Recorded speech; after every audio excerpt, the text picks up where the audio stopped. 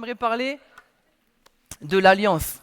On a un Dieu d'alliance. Et Patrick en a un petit peu parlé dans sa prière tout à l'heure. Et on va voir que tout au long de la Bible, il est question d'alliance. Est-ce que ça vous parle, les alliances? Ouais. Et pour tout vous dire, c'est dans l'école prophétique Naba. On a eu un cours avec Joël qui était là la semaine dernière justement et qui nous parlait de revêtir d'autres lunettes spirituelles. Et il parlait justement de la notion d'alliance. Et ça m'a un peu chamboulé pour tout vous dire. Et j'ai creusé et j'ai médité pendant longtemps et j'ai eu à cœur de parler de l'alliance parce que c'est tellement important. J'aimerais nous rappeler ce matin que s'il n'y avait pas d'alliance, on ne serait pas là ce matin. S'il n'y avait pas de la notion d'alliance avec Dieu, si notre Dieu n'était pas un Dieu d'alliance, en fait, ça ne servira à rien qu'on vienne ce matin. C'est parce qu'on a un lien avec lui, on est lié avec lui, qu'on peut se réunir ce matin. Dieu aurait pu être, dans sa nature, un Dieu tyrannique, finalement. Est-ce que vous êtes d'accord avec ça? Et on n'aurait pas eu notre mot à dire. Mais, par grâce, notre Dieu est un Dieu d'amour. Alléluia. Et il suffit des fois de regarder la création tout entière pour voir l'amour, la bonté de Dieu. Tout ce que Dieu a créé, le don spirituel, le rappeler, c'est parce qu'il nous aime.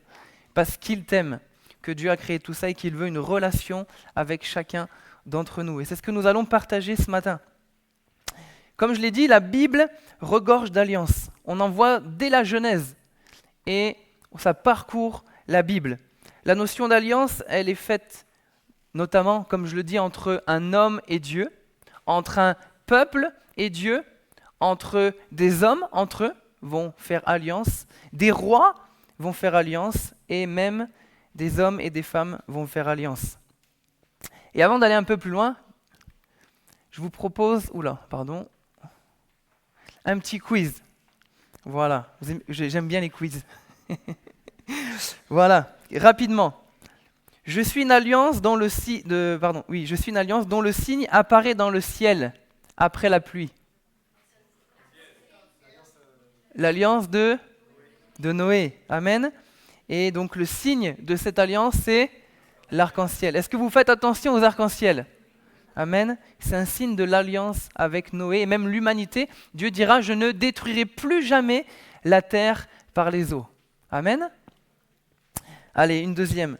Je suis une alliance conclue entre deux hommes prospères qui possédaient des troupeaux, des serviteurs et des terres. Ils ont creusé un puits et prêté serment de paix. Abraham et Abimelech.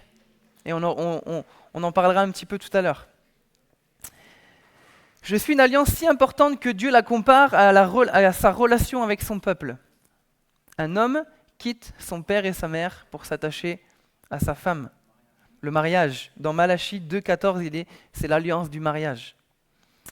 Allez, une dernière. Je suis une alliance entre deux amis.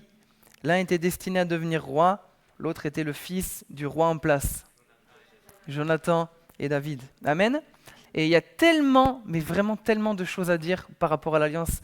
C'était pas prévu dans les notes, mais juste un petit aparté. L'alliance était tellement forte entre David et Jonathan qu'on le saura plus tard. Quand Jonathan va mourir, David il va faire venir Méphibosheth. Vous vous rappelez de ça? Donc il va garder cette alliance. Cette alliance, elle est forte. Mais la Bible nous dit qu'à un moment donné, il y a un malheur qui va venir sur Israël. Pourquoi? Parce que Saül n'a pas tenu serpent des Gabaonites, il me semble. Je crois que c'est ce peuple-là. Et il va devoir tuer des fils de Saül. Mais Méphibosheth, il n'est pas dedans. Pourquoi? Parce que l'alliance était plus forte que l'alliance prêtée avec les Gabaonites. Amen. Et ça nous montre que l'alliance, et on va le voir après, qu'on a avec Jésus, elle est beaucoup plus puissante que n'importe quel pacte. Amen. Et peut-être, pareil, c'est pas prévu dans les notes, mais on se laisse conduire, peut-être certains d'entre nous ont fait même des pactes avec l'ennemi. Dans la franc-maçonnerie, il y a tellement de choses, mais j'aimerais te dire, et c'est peut-être un espoir, peut-être même quelqu'un sur Internet, que l'alliance de Jésus, le sang de Jésus, il peut briser toutes les autres alliances. Amen. Oh Seigneur, c'est bon ça. Quand j'étais jeune, je me disais ça, j'étais tout petit, je me disais, mais quelqu'un qui est sataniste, qui a donné son âme au diable, est-ce qu'il peut toujours être sauvé? Amen, il peut, alléluia, parce que le sang de Christ, il brise toutes les chaînes. Amen. Gloire à Dieu, on a un Dieu d'alliance, donc un Dieu merveilleux, un Dieu merveilleux. Et on voit donc le fil rouge de l'histoire, on voit plusieurs alliances dans la Bible, entre des hommes, des femmes, etc., vous l'avez compris. Et j'aimerais parler donc un petit peu en introduction, il y a un petit côté enseignement ce matin, de ces types d'alliances. La première alliance qu'on retrouve indirectement, c'est l'alliance d'Adam avec Dieu. Il n'est pas vraiment parlé d'alliance à proprement parler. Certains théologiens disent qu'il y a vraiment une alliance, d'autres non. Mais voilà, on peut dire quand même qu'il y a quelque chose, parce que Adam devait garder le jardin. Il y avait quand même une forme d'alliance entre Dieu et Adam. Ensuite, c'est l'alliance donc avec Noé. On l'appelle ça, peut-être en anglais, l'alliance noachique, en Genèse 9. C'est une alliance entre Noé et toute l'humanité, parce que Dieu ne détruira plus la terre par les eaux. Et encore hier, je lisais des textes qui parlent de l'alliance, et c'est combien ça devait rassurer Noé que Dieu il dit, maintenant, je ne détruirai plus la terre par les eaux, parce que quand il pleuvait, Noé devait être traumatisé, le pauvre. Il a vu des choses, non, t'inquiète, je ne détruirai plus la terre par les eaux. Et le signe donc, c'est l'arc-en-ciel, la première alliance universelle entre Dieu et l'humanité.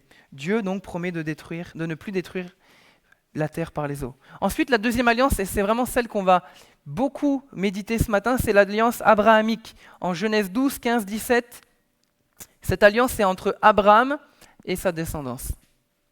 Le signe de cette alliance, c'est la circoncision. Dieu promet une descendance, une terre et une bénédiction pour toutes les nations au travers d'Abraham. Amen. Deuxième alliance, donc les tables de pierre, c'est l'alliance mosaïque avec Moïse au Sinaï dans Exode 19, 24. L'alliance avec Israël. Le signe, c'est le sabbat, la loi, et Dieu fait d'Israël son peuple particulier et lui donne sa loi. On y reviendra aussi un petit peu tout à l'heure. Un autre type d'alliance qui est très peu connu, c'est l'alliance sacerdotale avec Phinehas. À un moment donné, Phinehas est de la lignée d'Aaron, il va défendre, on pourrait dire Dieu, il va tuer quelqu'un parce qu'il y a un peu du péché, des choses comme ça. Et Dieu va dire, parce qu'il a été courageux, parce qu'il a défendu, alors je fais avec lui une alliance éternelle, son sacerdoce sera éternel. Promesse d'un roi et d'un royaume. Promesse d'un sacerdoce durable pour sa descendance. Et la dernière alliance qu'on retrouve dans l'Ancien Testament, c'est l'alliance avec Jésus. Non, dans l'Ancien Testament, avec David. David va avoir un souhait dans son cœur, il dira, mais moi j'ai une maison magnifique, et Dieu il n'a pas de demeure. Je vais construire une maison pour l'Éternel. Mais Dieu va lui dire, au travers du prophète Nathan, ce n'est pas toi qui vas la construire. Mais David va préparer les plans, et Dieu va lui dire, à cause de ça, ne t'inquiète pas, tu auras un héritier pour toujours sur Israël. Promesse d'un roi et d'un royaume éternel. La promesse, c'est le trône royal. C'est dans 2 Samuel 7. Et c'est une promesse faite à David. Amen. Et on arrive dans la nouvelle alliance, donc la dernière, c'est prophétisé dans Jérémie 31, Luc 22, Hébreux 8. Tous ceux qui croient peuvent rentrer dans la promesse. Alléluia, on le verra tout à l'heure. Le signe, c'est le pardon des péchés. Le sang de Jésus, transformation du cœur et présence du Saint-Esprit. Alléluia. Alléluia, merci Père. Voilà un petit peu les 5 alliances qu'on retrouve dans l'Ancien Testament et qui ensuite se répercutent dans le Nouveau, on va le voir tout à l'heure. Il est important aussi, pour bien comprendre, parce que la Bible a été écrite sur un laps de temps de 1500 ans, avec une époque différente, une culture différente, donc il est important de comprendre qu'est-ce qu'une alliance. Aujourd'hui, on peut facilement se défaire d'une alliance, vous êtes d'accord ? On prend l'exemple du mariage, rapidement on peut divorcer, c'est facile aujourd'hui. Rapidement. On s'allie avec quelqu'un, mais rapidement on peut vite se désengager. Mais à l'époque, il était tout autre. La notion d'alliance avait vraiment quelque chose de beaucoup plus... On s'engageait vraiment. On s'engageait vraiment. Et quand Jésus fait cette nouvelle alliance, il sait de quoi il parle. Quand Abraham fait l'alliance avec Dieu, il sait de quoi il parle. Parce que Dieu nous parle avec un langage qu'on comprend. Vous êtes d'accord ? Si Dieu nous parle en chinois ce matin, on ne va pas comprendre. Donc Dieu parlait à Abraham avec une culture de l'époque, avec des choses que Abraham comprenait. D'accord ? Donc on va plonger un petit peu. On fait un bond de 4000 ans en arrière. Waouh, ça y est, vous êtes prêts ? On y va, on est 4000 ans en arrière, on est à peu près du temps d'Abraham. Ok ? Et là, donc, il y a des alliances qui se font. On l'a vu, Abraham, Abimelech. Abraham même descend vers Pharaon en Égypte. Abraham avec Dieu. Abraham avec Sarah. Donc Abraham est conscient qu'il y a des alliances et il comprend tout ça. Le premier type d'alliance qu'on pouvait retrouver, c'est l'alliance de suzerain et de vassal. Qu'est-ce que ça veut dire? C'est un roi très fort qui fait une alliance avec un roi plus petit. Ok? Donc là, il y a une protection contre obéissance. Le roi plus fort fait une alliance avec le roi plus faible et lui dit, voilà, moi je te protège. Je suis le roi le plus fort. Par contre, ce que j'attends de toi, c'est de la fidélité. C'est de l'obéissance. Tu ne dois pas t'allier avec d'autres rois. Et certainement qu'il y avait aussi peut-être un petit peu d'échange monétaire. Ça, c'est la première alliance entre un roi et un sujet plus faible. C'est notamment l'alliance qu'il va avoir entre Dieu et le peuple d'Israël. On y reviendra un petit peu tout à l'heure. Ensuite, deuxième type d'alliance, c'est une alliance de parité. Deux rois de la même puissance ont fait un engagement mutuel, notamment entre Abraham et Abimelech. C'était ce type d'alliance-là. Abraham était fort riche, Abimelech aussi. Ils font une alliance de parité. Ok, je m'arrête là, tu viens là. Et c'est au cours d'un repas. Et vous comprenez aussi la logique du repas. Les alliances se faisaient beaucoup pendant un repas. Et on s'engageait mutuellement à faire un traité de paix, etc. Et la dernière alliance, c'était une donation royale. Là, c'était un roi qui avait un serviteur fidèle. Et parce qu'il avait été fidèle, il lui disait, voilà, pour ta fidélité, je te donne toute cette partie de mon royaume. Et il n'attendait rien en retour. Waouh! On comprend un petit peu mieux le contexte de tout ça. Et donc, il est question de l'alliance avec Abraham. On va parler exclusivement ce matin de l'alliance que Dieu va faire avec lui. Et on va lire un texte pour ça. C'est une promesse qui, vous allez voir, dépasse tout. Et on voit vraiment l'amour de Dieu, la puissance de Dieu, la fidélité de Dieu. C'est magnifique. En méditant ce texte, donc, on se rend compte qu'il est fort de signification pour nous et nous amène à considérer davantage qui est notre Dieu. Et est-ce que vous voulez le lire avec moi? On y va? Alors, c'est un peu petit aussi pour moi. Ah bah je peux le lire là, oui. Après ces événements, la parole de l'Éternel fut adressée à Abraham dans une vision. Et il dit, « Abraham, ne crains point. Je suis ton bouclier et ta récompense sera très grande. » Abraham répondit, « Seigneur éternel, que me donneras-tu? Je m'en vais sans enfant et l'héritier de ma maison, c'est Eliezer de Damas. » Et Abraham dit, « Voici, tu ne m'as pas donné ta postérité et celui qui est né dans ma maison sera mon héritier. » Alors la parole de l'Éternel lui fut adressée ainsi, « Ce n'est pas lui, donc Eliezer, qui sera ton héritier, mais c'est celui qui sortira de tes entrailles qui sera ton héritier. » Et après l'avoir conduit dehors, il dit, « Regarde vers le ciel et compte les étoiles. Si tu peux les compter, et lui dit, telle sera ta postérité. » Abraham eut confiance en l'Éternel, eut foi en l'Éternel, qui le lui imputa à justice. L'Éternel lui dit encore, « Je suis l'Éternel qui t'ai fait sortir d'Ur en Chaldée pour te donner en possession ce pays. » Abraham répondit, Seigneur éternel, à quoi connaîtrai-je que je le posséderai? Et l'Éternel lui dit, prends une génisse de 3 ans, une chèvre de 3 ans, un bélier de 3 ans, une tourterelle et une jeune colombe. Abraham prit tous ces animaux, les coupa par le milieu et mit chaque morceau l'un vis-à-vis de l'autre, mais il ne partagea point les oiseaux. Les oiseaux de proie s'abattirent sur les cadavres et Abraham les chassa. Au coucher du soleil, un profond sommeil tomba sur Abraham, et voici une frayeur et une grande obscurité vinrent l'assaillir. Et l'Éternel dit à Abraham, « Sache que tes descendants seront étrangers dans un pays qui ne sera point à eux. Ils y seront asservis, et on les opprimera pendant 400 ans. Mais je jugerai la nation à laquelle ils seront asservis, et ils sortiront ensuite avec de grandes richesses. Toi, tu iras en paix avec tes pères, tu seras enterré après une heureuse vieillesse. » Et les derniers chapitres, à la 4e génération, ils reviendront ici, car l'iniquité des Amoréens n'est pas encore à son comble. Quand le soleil fut couché, il y eut une obscurité profonde, et voici ce fut une fournaise fumante, et des flammes passèrent entre les animaux partagés. En ce jour-là, l'Éternel fit alliance avec Abraham et dit, « Je donne ce pays à ta postérité, depuis le fleuve d'Égypte jusqu'au grand fleuve, au fleuve de l'Euphrate, le pays des Kéniens, des Kénisiens, etc., des Amoréens, etc. » Amen. Donc un passage très fort où on voit donc, mais assez mystérieux aussi, vous trouvez ou pas? assez mystérieux où Dieu va faire alliance avec Abraham. On voit que donc cette alliance va se former entre Dieu et Abraham. Dieu va demander à Abraham de couper des animaux. Parce que je ne sais même pas si c'est Dieu qui lui demande, finalement c'est Abraham qui va le faire. Enfin si c'est Dieu, pardon, qui lui dit une brebis de 3 ans, etc. 3 animaux vont être coupés en deux, et les oiseaux ne vont pas l'être. Alors là, on ne va pas rentrer dans... J'ai tellement lu de trucs, mais c'était très très long, mais on va faire simple ce matin. Mais il va les découper en 2, et en fait ça va faire comme un chemin. Est-ce qu'il y en a qui savent la signification de tout ça ou pas? Non?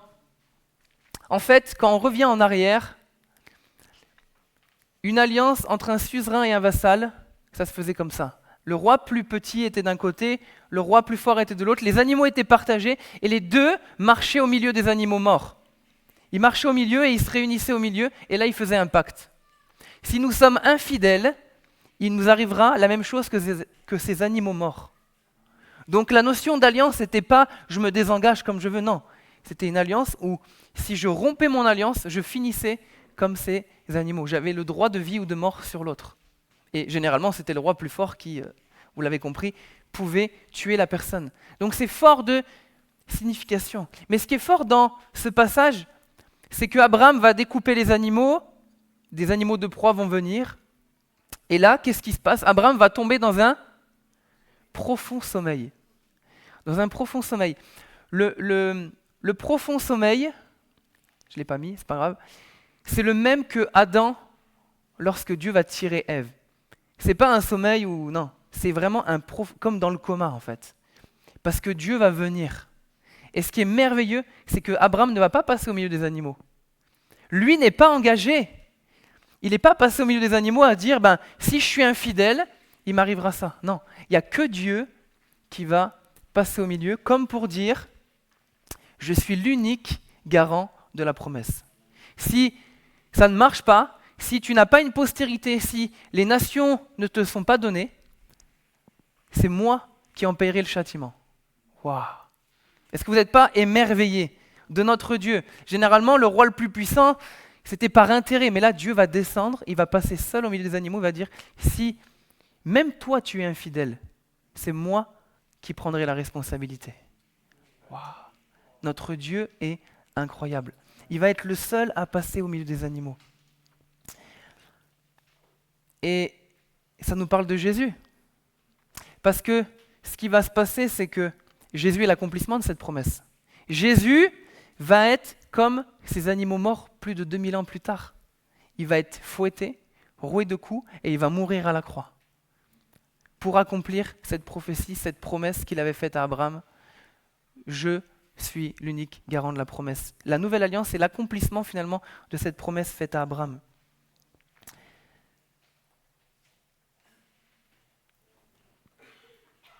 Parce que Dieu est notre Dieu est un Dieu fidèle. 2 Timothée nous dit qu'il demeure fidèle car il ne peut se renier lui-même. Ce que Dieu dit, il l'accomplit. Alléluia, c'est merveilleux, hein?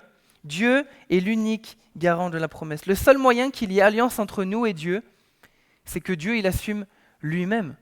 On est infidèle, mais Dieu demeure fidèle. Amen? Est-ce que vous êtes encouragés ce matin? Alléluia, moi ça m'a bouleversé quand j'ai compris que Dieu était passé seul au milieu des animaux, mais je dis Seigneur, mais c'est terrible, tu payes mon infidélité, tu payes mon manque de constance, mon manque de fidélité, tu l'as payé à la croix, et c'est tellement magnifique, tellement magnifique. Ce type d'alliance que Dieu va faire avec Abraham, c'est pas les théologiens s'accordent à dire que c'est plus une alliance de donation royale. Parce qu'il est dit, Abraham crut en l'Éternel et cela lui fut imputé en justice. Vous êtes d'accord au début du chapitre? Donc c'est une alliance où Dieu va donner. C'est un roi et il dit, mon serviteur il est fidèle, je vais lui donner. Je vais faire une alliance avec lui. Tiens, voilà, tu auras un fils et je donne les nations en héritage. Alléluia, c'est une alliance de donation. Mais en même temps, c'est une alliance un peu particulière parce que Dieu ne met pas dans une case. Elle prend aussi cette notion de loyauté que pouvait avoir un vassal envers son maître. Parce que même si Dieu il est passé tout seul au milieu des animaux, Genèse 15, ok, Genèse 16 et Genèse 17, Dieu va quand même lui dire, je veux que tu demeures fidèle. marche, sois intègre. Circoncision. Donc, les deux ne sont pas contraires. Dieu prend l'engagement, mais il nous demande également de marcher dans la foi, dans la fidélité, dans l'intégrité, et de l'avoir que lui comme Dieu. Vous êtes d'accord avec ça? C'est pas, ok, bon, bah, Seigneur, t'as fait, maintenant je vis ma vie. Non, Dieu dit, garde mon alliance. Je l'ai fait, j'ai fait la croix. Et personne n'était né quand Jésus est monté à la croix, vous êtes d'accord? Dieu, il a fait l'alliance. Maintenant, entre par la foi, mais demeure-y. Prends soin de cette alliance, elle est tellement magnifique. Cette alliance-là avec Abraham, elle est prophétique. Elle annonce la mort de Jésus. Et l'alliance avec Dieu, au travers de Jésus, avec tous les hommes. Alléluia. Jésus prend notre place donc, il est l'unique garant. Dans Ésaïe, il est dit, il a pris le châtiment qui nous donne la vie. Il a été malédiction. Quiconque est maudit, quiconque est pendu au bois. Jésus, s'est fait malédiction pour chacun d'entre nous. Il a accompli cela. Il est devenu, comme je l'ai dit tout à l'heure, comme ces animaux morts. Nous n'avons rien demandé, mais Jésus a choisi de faire alliance avec nous. De même qu'Abraham n'a rien eu à faire, il dormait. Cette fournaise est venue, cette obscurité, la présence de Dieu est venue, Dieu est venu et il a fait un acte avec lui. Nous n'avons rien à faire si ce n'est de croire et d'y entrer par obéissance. Jésus donc est le médiateur d'une nouvelle alliance. Comme je l'ai dit, nous sommes incapables de la maintenir, mais Dieu l'a fait lui-même. Alors finalement, comment entrer dans cette alliance? C'est par la foi. Nous sommes des fils d'Abraham par la foi. Donc nous y entrons par la foi. Genèse 15:6. Parce qu'Abraham a cru en Dieu, alors Dieu a fait alliance. Notre foi est ce qui nous permet d'entrer dans les plans de Dieu. Dieu a choisi la foi. Simplement. Pas besoin de faire d'autres sacrifices, non. Pas besoin de faire l'aspersion des boucs, etc. Non, c'est juste la foi, la fidélité, l'intégrité. Sans la foi, la Bible nous dit, tu ne peux être agréé de Dieu. Parce que tu vis en dehors de l'alliance. La foi est ce qui te permet de rentrer dans l'alliance. La Bible dit que, dans Hébreux 11:6, or sans la foi, il est impossible de lui être agréable. Pourquoi? Parce que tu es en dehors de l'alliance. Par la foi, tu entres dans l'alliance, et alors tu es agréé de Dieu au travers de Jésus. Et finalement, quand je réfléchissais à ça, je me disais, Seigneur, il faut comprendre que tout est en Jésus. Quand vous lisez la Bible, tout est en Jésus. Il est homme. Il me prend ma place et il s'approche de Dieu en tant qu'homme. Mais en même temps, il est Dieu et il s'approche de l'homme en tant que Dieu. Tout est en Jésus. Alléluia, c'est merveilleux. Notre Dieu est merveilleux. La Bible est merveilleuse. Oh, quelle grâce, quelle grâce. On en viendra un petit peu tout à l'heure. Cette alliance est-elle absente donc de toute obligation? Non. On en a parlé un petit peu. Il nous faut de la foi. C'est une alliance de donation. Dieu nous donne un héritage à chacun d'entre nous. Et il n'y a pas de contrepartie, mais il nous faut de la fidélité. Et il nous faut aussi marcher dans ce que Dieu nous donne. Et je suis convaincu que Dieu nous donne beaucoup plus que ce qu'on veut bien croire ou prendre. Mais des fois, on n'est pas capable de prendre soin aussi de ce que Dieu veut nous donner. Dieu nous a dit, allez par toutes les nations. Allez par toutes les nations, ce n'est pas vraiment prévu dans mon message, mais allez par toutes les nations. On doit propager le royaume de Dieu. Mais des fois, on est là. Non. On reste finalement là où Dieu... dans notre petit confort, mais on ne prend pas possession de la terre, de ce que Dieu veut que nous prenions en fait. Nous avons une responsabilité, c'est de propager le royaume de Dieu. Et est-ce qu'il l'est toujours? Non. Nous devons prendre possession donc de ce que Dieu nous donne. Dieu te donne une terre, Dieu te donne une mission, Dieu te donne un champ. Travaille-y, moissonne, travaille pour le roi. C'est important. Et comme je l'ai dit tout à l'heure, donc certains théologiens disent qu'il y a une contradiction entre Genèse 15 où Dieu passe, Genèse 17 où Dieu dit mais non, je veux quand même de la fidélité. Je pense que c'est plus ça se complète dans Genèse 17. Dieu demande à Abraham de la fidélité. Notre alliance avec Christ, c'est la même chose. Fidélité, marche avec lui, circoncision de cœur. Nous devons garder l'alliance que Christ a accomplie à la croix, nous devons nous en souvenir. Et un des derniers points, c'est l'alliance que Christ veut faire avec toi. L'alliance de Christ est l'alliance parfaite, et il n'y en aura point d'autre. C'est la dernière. On parle, d'ailleurs, quand vous ouvrez votre Bible, la première page que vous voyez, c'est quoi? Ancien Testament, Nouveau Testament. Donc on comprend bien que c'est une histoire d'héritage, d'alliance entre nous et Dieu, qui a des droits. mais que Christ a tout racheté. Il n'y en aura point d'autre, c'est la dernière. Elle est accomplie, et elle accomplit toutes les autres alliances, et on va le voir. Elle est encore faite une fois au travers d'un repas. Quand Jésus a pris la coupe, c'était au travers d'un repas, comme pour montrer que c'est vraiment une alliance. Une alliance. Et il va même leur dire, je ne vous appelle plus serviteurs, mais je vous appelle amis. Comme finalement Abraham et Abimelech ont fait une alliance, on marche ensemble, on chemine ensemble, on s'allie l'un et l'autre. C'est merveilleux. Et nous sommes encore invités ce matin donc à faire une alliance avec le Père au travers de Jésus. Cette alliance est le signe que Dieu est fidèle et que Dieu est pour toi. Alléluia. Et donc, Jésus accomplit toutes les alliances, parce que comme je l'ai dit, tout est en lui, tout est par lui et tout est pour lui.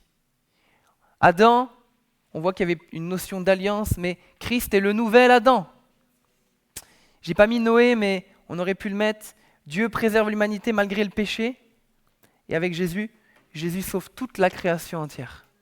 Tous les hommes qui veulent de lui, qui veulent monter finalement aussi dans l'arche. Est-ce que ce matin tu veux monter dans l'arche? La porte de la grâce est ouverte, on a souvent l'habitude de le dire. L'alliance avec Abraham, donc une promesse de descendance. Jésus meurt à la croix et il accomplit cette promesse. En lui, toutes les nations de la terre seront bénies. Le fils que Dieu parle, est-ce que c'était Isaac? Mais prophétiquement, c'était Jésus. Amen. Avant qu'Abraham fût, je suis, mais il est le fils aussi de l'héritage que Dieu parlait. Alliance avec Moïse, c'est pour ça aussi, juste une aparté, c'est pour ça qu'il fallait que ça vienne d'Abraham et que ça ne soit pas Eliezer, ça ne marchait pas. Il fallait que ça vienne d'Abraham, de ses entrailles. Alliance avec Moïse, la loi est donnée à Israël, l'obéissance conditionne les bénédictions, sacrifice pour le pardon. Jésus accomplit parfaitement la loi et offre un sacrifice unique et définitif pour le pardon des péchés. Pour revenir juste à cette notion d'alliance avec Moïse, je vous ai dit tout à l'heure, vous vous rappelez, entre le roi puissant et le roi plus faible, il y avait une notion, c'était dans les traités de l'époque, moi le roi plus puissant, je m'engage à protéger, bénir le roi plus faible. Et je m'engage à le bénir. Mais si infidélité, voici ce qui va se passer. Et quand vous lisez, je vais dire Deutéronome, bref, la loi, c'est exactement le même traité. Moi, l'Éternel, je m'engage à te bénir, à te donner cet héritage, à toi, Israël. Mais si tu demeures infidèle, je ferai venir, etc. Et pourquoi l'histoire se répète pendant des centaines d'années? Parce qu'Israël venait, bénédiction.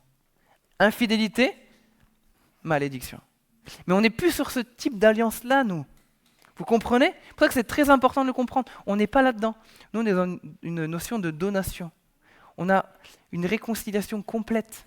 C'est pas du tout pareil. Et des fois, parce qu'on lit la Bible avec ce regard-là, on se dit, purée, j'ai fait... Non, Dieu va pas te frapper. Non, pas du tout. Bien sûr qu'il faut de la fidélité, mais c'est pas le même type d'alliance. Vous comprenez?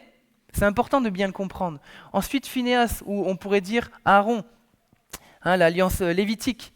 Jésus, il est le souverain sacrificateur éternel. Alléluia. Mais pas selon l'ordre d'Aaron, mais selon l'ordre de Melchisédek. Il est le sacrificateur qui est rentré une fois pour toutes, donc dans le lieu très saint, et qui a, comme on l'a dit, déchiré le voile, etc. L'alliance avec David, promesse d'un roi. Jésus est le Messie, le fils de David, dont le règne il est éternel. Amen, on l'a chanté, il est le roi des rois. Vous êtes toujours là ou pas? Je vous ai un peu perdu, je crois. Alléluia. Donc les anciennes alliances vont souvent renouveler à cause de l'infidélité humaine. Parce qu'on est infidèle, on renouvelle l'alliance. Non. La nouvelle alliance repose sur l'œuvre parfaite de Jésus et sur la fidélité de Dieu. Elle repose uniquement sur la fidélité de Dieu. Alléluia. Et voilà, et après la suite, voilà. Et donc on n'a pas pris le repas volontairement ce matin, et les frères vont venir devant. Je voulais vraiment qu'on le prenne en pleine conscience et qu'on réalise ce matin cette alliance, la portée qu'elle a, qu'elle était prophétique, elle était tellement importante. Et j'aimerais peut-être dire, le signe aujourd'hui de cette nouvelle alliance, c'est peut-être le baptême. Quand tu rentres dans les eaux du baptême, je crois qu'il y a une puissance dans les eaux du baptême. Il y a une puissance dans le fait de s'engager avec Jésus, de changer de vie, de marcher avec lui, de dire Seigneur, je reconnais ton sacrifice par la foi. Par la foi, je me fais baptiser. Par la foi, je crois que tu es mort à la croix. Alléluia. Et tous ceux qui sont baptisés, on va se mettre debout si vous le voulez bien. Et j'aimerais quand vous recevez le pain et le vin, vous ne le prenez pas tout de suite. J'aimerais qu'on le prenne tous ensemble. Parce que la Bible dit qu'on est un corps. Et quand vous le recevez, on attendra que tout le monde ait reçu ce pain et ce vin et on le prendra comme un corps. Alléluia. Et on le prendra comme un repas. On va le prendre comme un souvenir.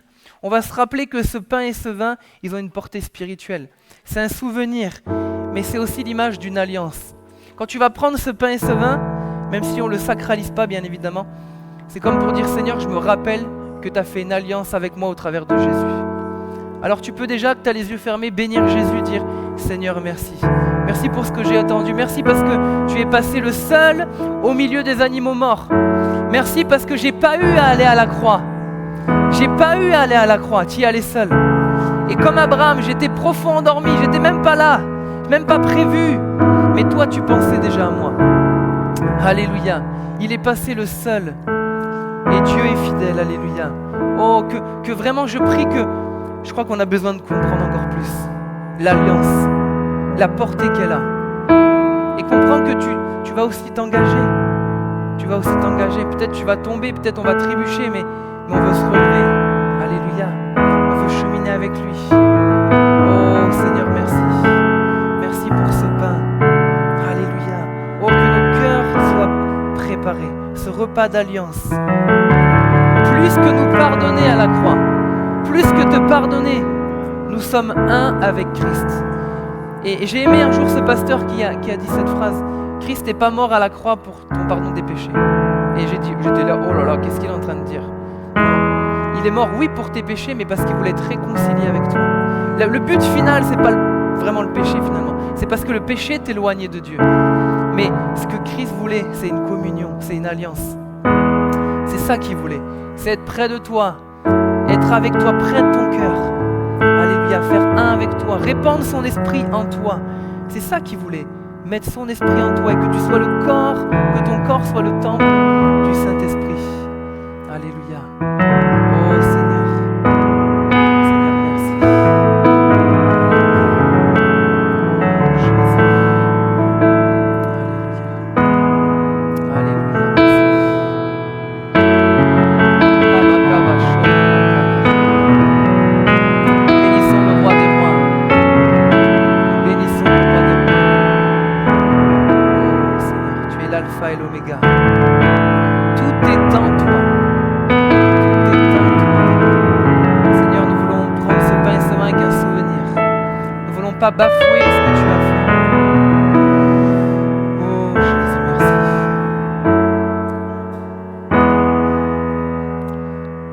Car j'ai reçu du Seigneur ce que je vous ai enseigné. C'est que le Seigneur Jésus, dans la nuit où il fut livré, prit du pain. Et après avoir rendu grâce, le rompit et dit, ceci est mon corps qui est rompu pour vous. Faites ceci en mémoire de moi. De même, après avoir soupé, il prit la coupe et dit, cette coupe est la nouvelle alliance en mon sang. Faites ceci en mémoire de moi, toutes les fois que vous en boirez.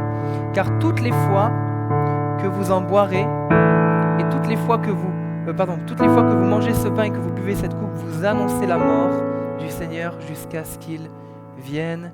Amen. Alléluia. Est-ce que tout le monde a pu avoir le pain et le vin? Ok. Je vais prier alors. Seigneur, merci pour ce pain qui nous rappelle ton sacrifice, c'est vrai, ton corps qui a été meurtri pour chacun d'entre nous, Seigneur, comme ces animaux morts, finalement, qui ont été piétinés. Tu as été piétiné. Tu as été bafoué, on t'a craché dessus, Seigneur, parce que tu avais en vue une œuvre plus grande. Hébreu nous dit que si la première alliance avait été parfaite, la seconde ne servait à rien, mais tu as fait une alliance parfaite. L'alliance parfaite en ton sang, en ton sacrifice, Seigneur. Et nous avons la joie, Seigneur, d'y répondre. Nous avons l'honneur d'y répondre, Seigneur, et te dire merci. Merci pour ce pain, merci pour ton sang qui nous lave également, c'est vrai, de tout péché, de toute iniquité, Seigneur. Et nous voulons le prendre en bonne conscience, en te disant merci. Merci d'avoir répandu ton sang. cette alliance nouvelle, Seigneur, et qui nous rapproche du Père, qui nous rapproche du Toi. Merci, mon Dieu. Alléluia. On peut prendre le pain. Alléluia. Merci, Père.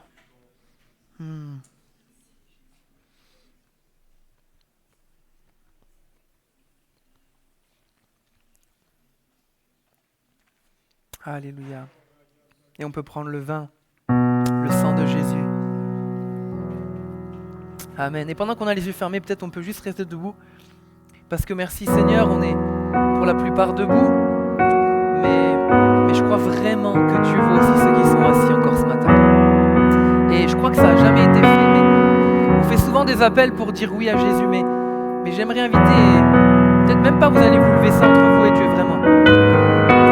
Peut-être ça fait des années que tu viens à l'église. Tu as donné ton cœur à Dieu, mais tu n'es pas encore baptisé. Et j'aimerais t'encourager. Je crois que le désir de Dieu, c'est qu'on soit tous baptisés ce matin. On met beaucoup l'accent sur le baptême du Saint-Esprit, on a raison. Mais je crois qu'il y a une puissance dans le baptême d'eau aussi.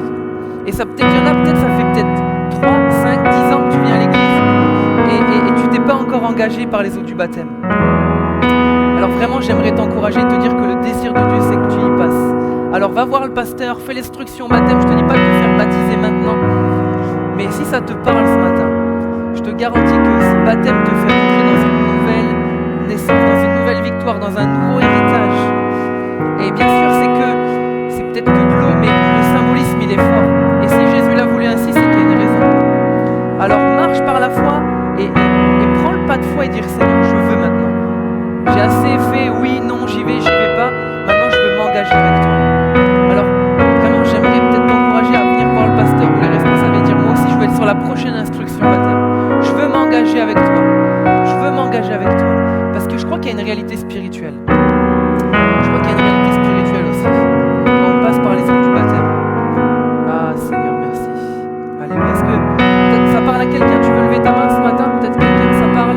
C'est le deuxième appel d'aller plus loin et de passer par les eaux du baptême. Amen. S'il y a d'autres mains, vous pouvez lever. Oh, Seigneur, merci. Alléluia.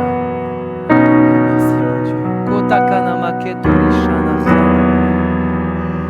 L'Éthiopien va dire, voici de l'eau.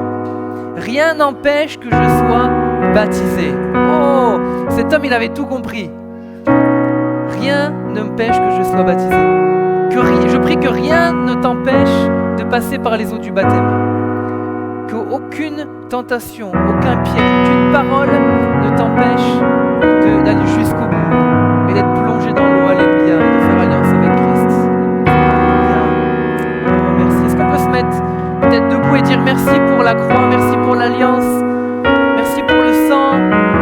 Oh Seigneur, merci. Est-ce que les rachetés peuvent parler, peuvent chanter, peuvent prier ce matin et dire merci pour l'alliance? Oh Seigneur Jésus.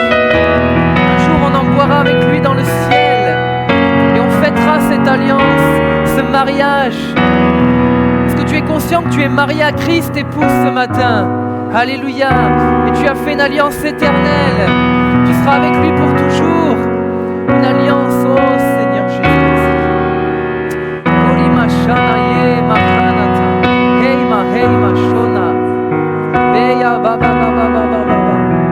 Makono, ouvre nos yeux, Seigneur. Ouvre nos yeux, Seigneur. Makato yashana keto likana khana. Maya maya oh ya mamash.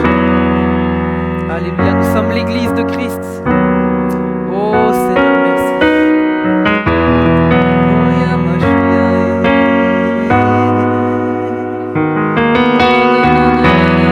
Tu es pour toi. Tu es fidèle. Alléluia. Oh ya Mashiach.